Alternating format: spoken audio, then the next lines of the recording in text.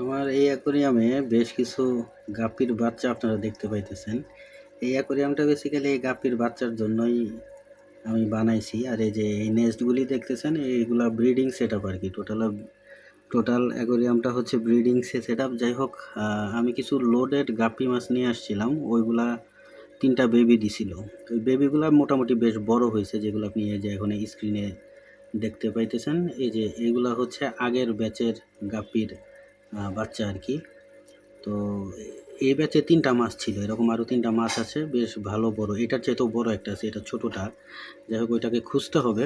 তো যাই হোক, এই যে গাপ্পি যে বাচ্চা দিচ্ছে, হ্যাঁ, আমি আশা অনুরূপ আমার এই ট্যাঙ্কেই গাপ্পি প্রেগনেন্ট হয়েছে এবং পরবর্তীতে এই যে এই বাচ্চাগুলি দিয়ে দিচ্ছে। এগুলা সব নতুন বেবি, ছোট্ট ছোট্ট ওই যে পিচ্চি পিচ্চি।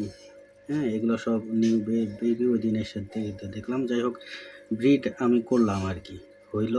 তো দেখি বাচ্চাগুলা টেকে কিনা। যেহেতু আগেরগুলা টিকে আছে, আশা করতেছি এইগুলোও টিকবে।